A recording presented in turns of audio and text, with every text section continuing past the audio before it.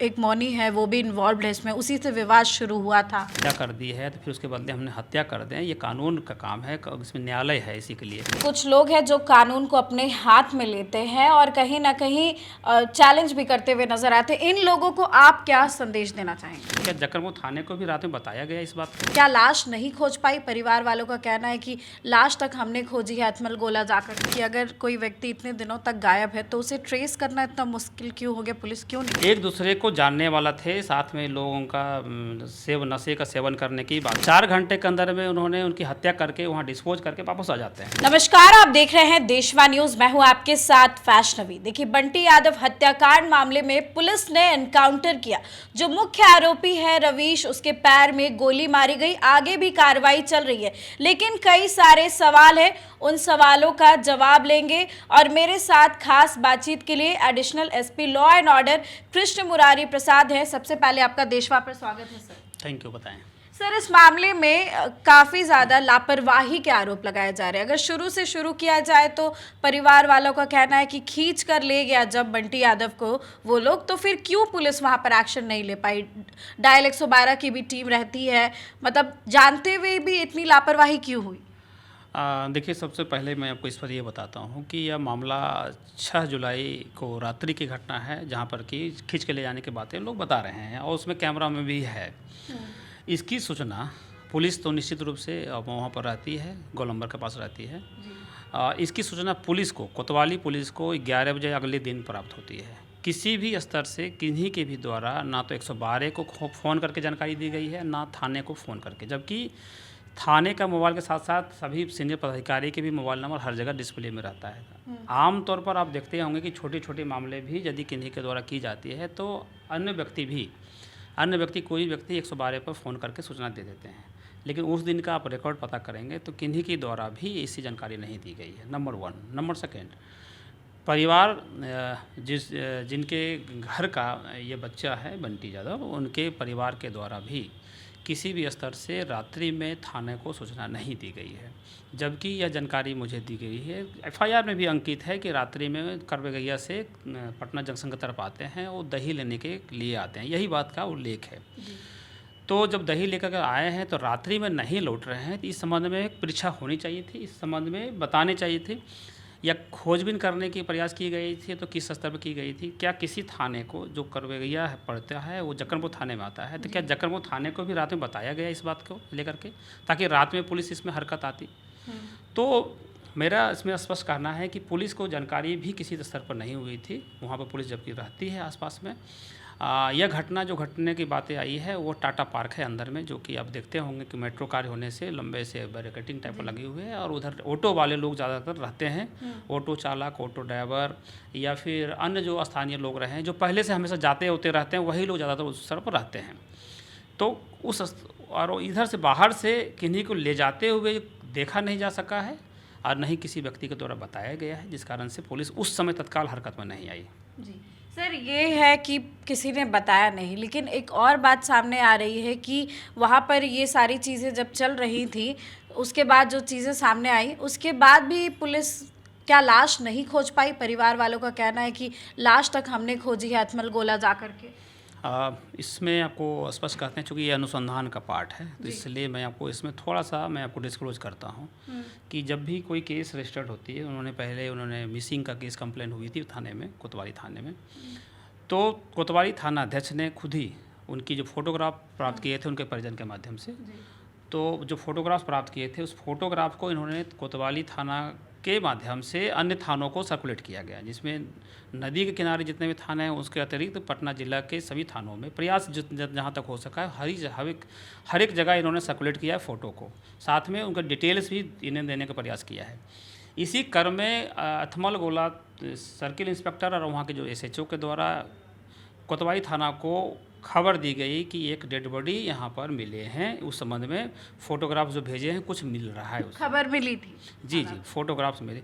और सिमिलरली जिस दिन डेड बॉडी मिली है उस दिन मैंने खुद परिजन के घर में गया था। एसएचओ कोतवाली भी थे, जक्कनपुर एसएचओ थे, उनके साथ और भी हमारी जो अनुसंधान की जो टीम है सभी लोग गए थे। हमने डिटेल्स में उनके साथ में कई देर तक बैठा, कोई करीब घंटों भर उन्होंने बैठा है हमने वहाँ पर, और उनसे ये जानने का प्रयास किया था कि हम लोग ने मेरे अनुसंधान इस तरह से इस लेवल पर पहुँच चुकी है, आपके द्वारा यदि कुछ जानकारी प्राप्त होती है तो निश्चित रूप से हमसे शेयर करेंगे। और हम लोग ने जैसे ही वहाँ से प्रस्थान करते हैं उनके घर से, तो थोड़ी देर के बाद ही मतलब 1 घंटा 2 घंटा में जो भी हो उन्होंने वहाँ पर प्रस्थान किया था। उनको भी लोकली अपने स्तर से जानकारी मिली थी कि पुलिस के द्वारा या अन्य माध्यम से उनको भी जानकारी मिली थी कि डेड बॉडी यहाँ पर है। तो ऐसे मामले में आसपास सबको कहता हूँ कि अथमलगोड़ा पुलिस ने वहाँ पहले पहुँची थी, वहाँ पहुँच करके वहाँ अपने कब्जे में डेड बॉडी को रखा था, और वहाँ पर स्थानीय पुलिस भी पहुँची थी। हाँ, कोतवाली पुलिस जब उनकी अथमलगोड़ा पुलिस ने जब बता दी थी तो कोतवाली थाने एसएचओ खुद और जक्कनपुर एसएचओ ने यहाँ से प्रस्थान किया घटनास्थल के लिए, और प्रस्थान करने के बाद वहाँ पर डेड बॉडी की शिनाख्त हुई तत्काल। और उसके बाद बाकी जो कार्रवाई है अथमलगोड़ा पुलिस से की जा चुकी थी, उनके द्वारा स्तर से की गई इसमें। तो पुलिस वहाँ मौजूद थी, लेकिन एक और सवाल है कि अगर कोई व्यक्ति इतने दिनों तक गायब है तो उसे ट्रेस करना इतना मुश्किल क्यों हो गया, पुलिस क्यों नहीं खोज पाई? आपको मैं इसमें और भी अवगत कराता हूँ कि ये घटना 6 को रात्रि की है। 7 को प्राथमिकी यहाँ पर दर्ज होती है, और हमने उसी दिन उनके परिजन से मिला है, और उनके जो परिजन उनके माताजी ने आवेदन दी थी, किरण नाम है मेरे ख्याल से, मैं तो देख कर बता पाऊँगा, किरण देवी उनके नाम है। उनके माताजी से भी मैंने मिला, उनके परिजन से मिला था, मैं जहाँ बैठी हुई हैं इसी चैम्बर में मैंने मिला था। फिर उनके सामने भी हमने जो बताया कि हमने एसआईटी गठन किया है, एसआईटी में कौन कौन सा विंग है हमारे अनुसंधान के लिए, कैमरा के लिए, या फिर जो टेक्निकल काम के लिए जो अनुसंधान विंग है, उनको हमने अवगत कराया। वो लोग सेटिस्फाइड थे भी, यहाँ से फिर गए भी। हम लोग ने उनके आधार पर टेक्निकली जहाँ जहाँ ऑटो, चूँकि आपको जानकारी होगा कि उसको ऑटो में बैठा करके ले गए हैं, और ऑटो में जो बैठा कर ले गए थे वो अननोन नहीं थे, सभी लोग एक दूसरे से जानने वाले लोग थे, सब मिली जुले थे वहाँ पे, एक दूसरे को जानने वाला थे। साथ में लोगों का नशे का सेवन करने की बात में भी आई है, जिसके भी जो भी एक्यूज पकड़े गए हैं उन्होंने खुद इसकी कन्फेस भी करी है, और इवन इतना तक कि जो परिजन है, पीड़ित का परिजन है, उनके सामने भी बातचीत हुई, उन्होंने खुद ही पूछताछ किया है, तो इस बातें आई है। तो ऑटो में जो उनको ले गया है, तो हम लोग ने टेक्निकल विंग के माध्यम से जिस मार्ग से ऑटो ने क्रॉस किया था, हम लोगों ने उसको आगे जानने का प्रयास कर रहा था। देखते देखते जहाँ तक हमारी टीम जा सकती थी वहाँ तक गई। सेकेंड, हमने डॉग स्क्वाड का भी इसमें उपयोग किया, जिसमें कि उसकी 7 की जो घटना है, तो मेरे ख्याल से 8 को डॉग स्क्वाड इसमें प्रस्थान की है। 8 को डॉग स्क्वाड ने हर जगह खोजने का प्रयास किया है, जो कि बहुत दूर तक ले फतुआ एरिया भी डॉग स्क्वाड को हम लोगों ने मूव कराया। 8 या 9 को ऐसी जो भी है। 9 को मेरे ख्याल से रात्रि में, ये दिन में हम लोगों ने ये किया है, आपका वाटर जो नदी है, नदी के एसडीआरएफ की मदद से हमने नाव का जो वाटर बोट है उसको उपयोग किया है। उपयोग करके यदि ये भी पहलू प्रयास करने का प्रयास किया है कि यदि क्या कुछ उसमें उस क्षेत्र में कुछ अगर ऐसे चीज़ें पाए जाएँ तो उसको हम लोग जांच कर लें, या फिर दियारा क्षेत्र का रेड हो, या फिर नदी में कुछ ऐसे संदिग्ध चीज़ें मिले जिससे कि हम लोग सत्यापन करें। तो कहीं न कहीं हमने इस बिंदु पर भी आगे तक ले, फतुआ से भी आगे तक ले हमारी टीम गई है, लेकिन उसमें कुछ नहीं पाया गया। तो निश्चित रूप से हम लोगों ने डेड बॉडी को नहीं कहें, हम लोग जो अफरीत था, अफरीत को बरामदगी के लिए हमने हर एक तरह से प्रयास किया।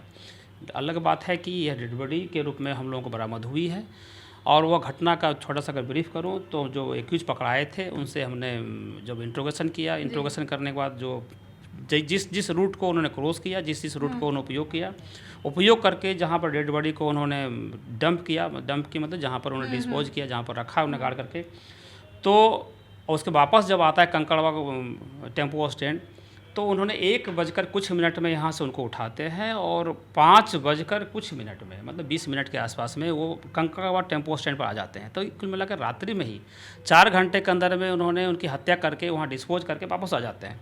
तो आप इस चीज़ को आप निश्चित रूप से समझ सकते हैं कि रात्रि में सूचना हमको बहुत जल्दी मिलता है, यदि तुरंत अगर मिलता तो भले हम लोगों ने बहुत कोई प्रयास कर सकते थे, अदरवाइज 4 घंटे के अंदर सारा काम तो कर चुका था।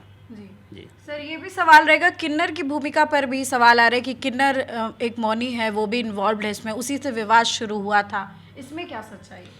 आप देखिए, चूँकि मैंने आपको बताया है कि ये लोग जक्कनपुर थाना क्षेत्र के अंदर करबेघैया आता है, करबेघैया में ये लोग रहते थे। इस मामले में जक्कनपुर थाना में एक कांड भी दर्ज हुआ है। जून के 10 तारीख के आसपास कोई कांड दर्ज हुए हैं, जिसमें 3 किन्नर जेल भी गए हैं। उसके अतिरिक्त ये बीसी, जिनका नाम रवीश है, रवीश उर्फ बीसी, ये भी जेल गए हैं, जिसमें कि शराब और के मामले में गए हैं, पिए हुए की अवस्था में थे, जिसमें जेल गए थे।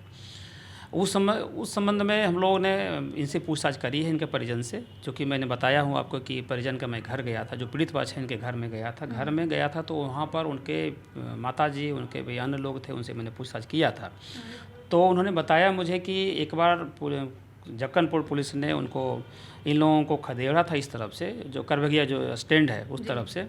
तो कुछ लोग भाग करके रात्रि 10 बजे के आसपास में भाग करके उस मोहल्ले में गए थे, जिस मोहल्ले में बंटी यादव का घर है, वहाँ पे गए थे। तो फिर बंटी यादव चूँकि ऊपर में था, अपना फर्स्ट फ्लोर में जो उनकी बालकनी है वहाँ पर थे, तो उनके घर के नीचे ये लोग गए हुए थे, पहुँचा हुआ था, जो भागा हुआ व्यक्ति इधर से था वहाँ पर पहुँचा था। तो वहाँ पर बंटी यादव के द्वारा कहा गया था, जैसा कि इनके परिजन बता रहे हैं, कि उनको कहा गया था कि आप लोग यहाँ पर नहीं रहेंगे, तो वहाँ पर इनको वहीं पर थ्रेटनिंग मिली थी कि आप हमको इस तरह से नहीं बोलेंगे, आपको हम आगे देख लेंगे। इस संबंध में हमने उनको पूछा कि क्या इसकी जानकारी थाने को दिया है, तो उन्होंने कहा कि इसकी जानकारी हमने थाने को नहीं दिया है। तो इसकी भर्जन जो उनके माताजी बाकी अन्य लोगों ने कहा है। तो किन्नर के जहाँ तक प्रश्न है, तो आगे के जो अनुसंधान में हम लोगों ने लाई है, जो पूछताछ के क्रम में जो व्यक्ति पकड़े गए हैं, क्योंकि आपको जानकारी होगा कि इस केस में कुल 6 लोग को हमने जेल भेज चुके हैं।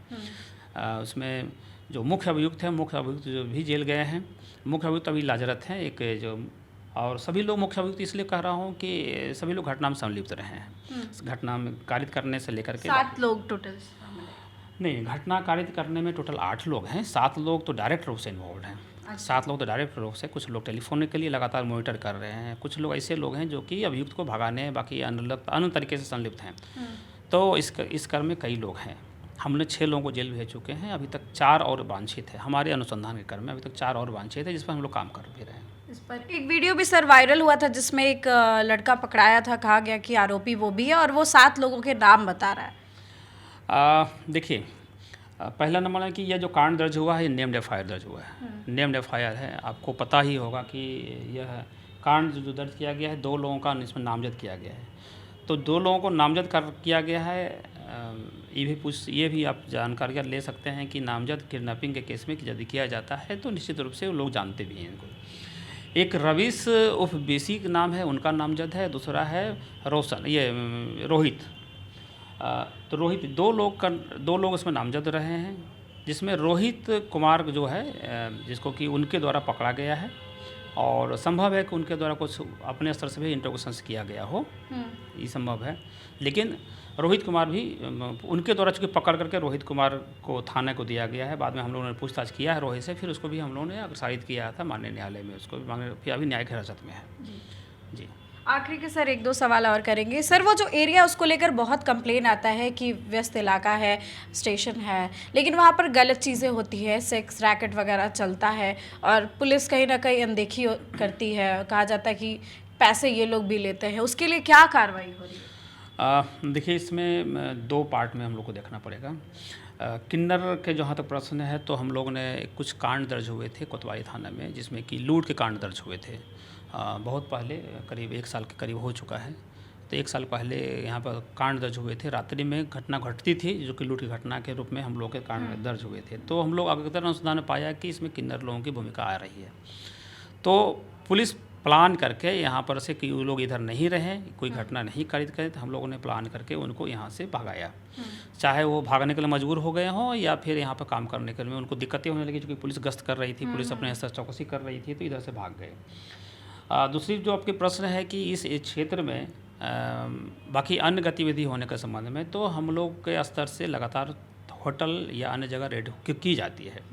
रेड करने क्रम में एक व्यवहारिक समस्या ये हो जाती है कभी कभी कि कुछ लड़के मिलते हैं, इसमें लड़के किसी होटल में मिलते हैं, उनके साथ में कोई लड़की भी मिलती है, लेकिन दोनों बालिग रहते हैं।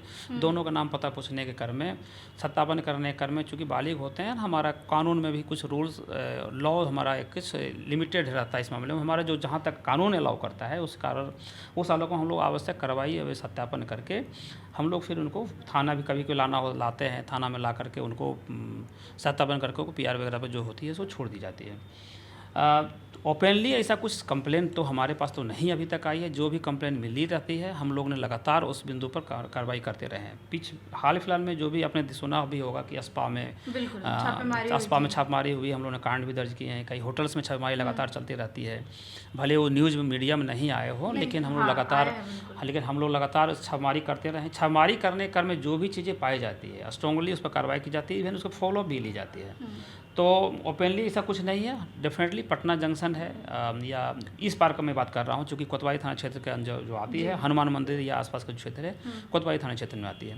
तो चूँकि जंक्शन के आसपास हर एक तरह के लोग निकलते हैं, किसी को ट्रेन जनरल ट्रेन में बैठ करके आते हैं, कुछ कहीं तक। तो हम लोग ने प्रयास करते हैं कि लोगों की सुविधाएँ मिनिमम से मिनिमम असुविधा हो, हम लोग उनको मैक्सिमम जो मदद कैसे कर पाएँ वो करने का प्रयास करते हैं। हाँ, निश्चित रूप से यदि कुछ ऐसी शिकायतें मिलती है तो हम लोग टीम बना कर भी काम करते हैं। कुछ सीक्रेट तरीके से भी हम लोगों ने जो पदाधिकारी है वो काम भी कर रहे हैं।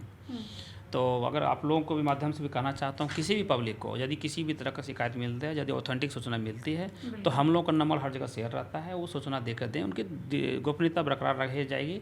हम लोग अपने स्तर से भी कार्रवाई करते हैं। आप भी मुझे सहयोग करेंगे, हम और ज़्यादा काम कर पाएंगे। आखिरी सवाल है सर, आप लोग एनकाउंटर भी कर रहे हैं, कार्रवाई भी हो रही है, लेकिन परिवार को भरोसा नहीं है। परिवार का कहना है कि हाफ एनकाउंटर क्यों किए, फुल एनकाउंटर क्यों नहीं कर दिए, भरत तिवारी से कनेक्ट कर रहे हैं या बहुत परेशान है, खुश नहीं है, उनको क्या आप बोलना चाहेंगे? मैडम देखिए, हम इनकाउंटर और हाफ इनकाउंटर के प्रश्न पर हमको मतलब ये एक प्लान कुछ होता नहीं है जी।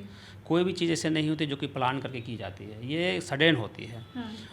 हमने अनुसंधान करने गया कहीं पर, कुछ व्यक्ति पकड़े गए, यदि उनके पास आर्म्स है, यदि वो आर्म्स चलाते हैं तो जवाबी कार्रवाई की जाती है। जवाबी कार्रवाई करने क्रम में जो भी होती है वही चीज़ आपको सामने हम लोग देते हैं।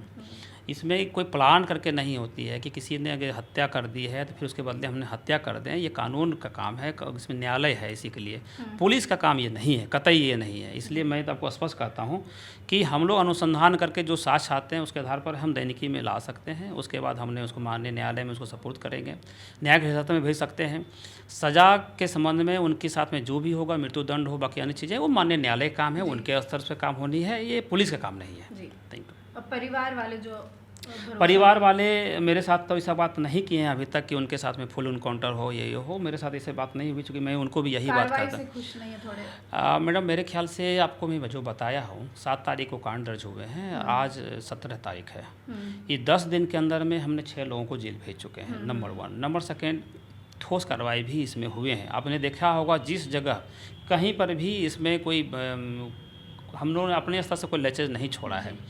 उनको भी ये आप अवगत होंगे कि उनके भी परिवार जो परिजन हैं, उनको भी, उनसे भी लगातार हम सब चीज़ ये उनको शेयर भी करते हैं और उनको भी इसमें इन्वॉल्व करते रह रहे हैं कि हमने जो भी कार्रवाई कर रहे हैं इसमें से बताएं कि हमारे द्वारा और क्या लैचेज हो रही है। तो उसने निश्चित रूप से इस चीज़ से संतुष्ट भी है। हमसे जब भी बात किया है उन्होंने, जब से हमसे उन्होंने मिला है, वो मिले हों, उनके परिवार कोई भी लोग मिले हों, तो सभी लोग सेटिस्फाइड हैं। आप भी इस चीज़ को आप देखे भी होंगे मीडिया रिपोर्टिंग बाकी अन्य माध्यम से, जो चीज़ें हम लोगों ने देखा है, जो तरीके से हम लोग काम किया है, वो काम निश्चित रूप से बहुत फास्ट तरीके से हुआ है। और एक्यूज चूँकि भले उनके जान पहचान के रहे हों, चूँकि भले वो लोग जानते हैं दूसरे को, लेकिन हमारे लिए अननोन है होते हैं, हमारे लिए अननोन होते हैं। हर एक लोग कहाँ छिपे रहते हैं। हमने 7 तारीख को जब घटना घटी हुई, 7 तारीख को ही हमारी टीम कोलकाता निकली है, हमारी टीम बोकारो गई है, हमारी टीम देवघर गई है, हमारी टीम इंडिया के कई स्टेट में रेड की है। चूँकि मैं आप पहली बार मैं आपको बता रहा हूँ, चूँकि आपने पूछा है कि क्या क्या आपने किया है, तो कई जगह हम लोगों ने गया है। जो भी संभावित ठिकाने मिल सकते थे, चाहे हमारे टेक्निकल इनपुट से मिलते हों, चाहे मानवीय इनपुट से मिलते हो, हम लोगों ने बेचैन होकर के, एक डेडिकेटेड होकर के इस पर काम किया है। और उसी का रिजल्ट है कि हम लोगों ने इतने लोगों को पकड़ पाया है और जेल भेज पाया है। सर, एक सवाल ये रहेगा कि कुछ लोग हैं जो कानून को अपने हाथ में लेते हैं और कहीं ना कहीं चैलेंज भी करते हुए नजर आते हैं। इन लोगों को आप क्या संदेश देना चाहेंगे? देखिए, मैं आपको सबसे पहले ये एक स्पष्ट कहता हूँ कि कानून में प्रावधान सबके लिए बने हुए हैं, और मैं यही अपील करूँगा कि अच्छे नागरिक होने के नाते पहले समझदारी से काम लें। लोगों से यह अनुरोध भी है हमारा कि कानून को कृपया करके अपने हाथ में नहीं लें। कानून में सबके लिए प्रक्रिया बनी हुई है। भले समय लग सकता है, लेकिन आप विश्वास करें, जो मदद कर सकते हैं प्रशासन को मदद करें। आपकी जो भी मांग है, जो विधिवत हो सकती है, उसकी पूरी निश्चित रूप से की जाएगी। हम लोग उसके लिए प्रतिबद्ध भी हैं। जहाँ भी लैचेज लगता हो तो निश्चित रूप से सीनियर अफसर हैं, उनको भी अवगत करा सकते हैं। Thank you. तो आप सुन रहे थे additional SP law and order Krishna Murari Prasad को, जिन्होंने अपनी बातें रखी है और जो बंटी यादव हत्याकांड मामले से जुड़ी हुई सारी बातें सामने आई हैं। उन्होंने बताया है कि कैसे कार्रवाई करते हुए कई लोगों को गिरफ्तार किया गया है और आगे भी जांच कार्रवाई चल रही है। तो फिलहाल इस खबर में बस इतना ही। देखते रहे देशवा न्यूज़।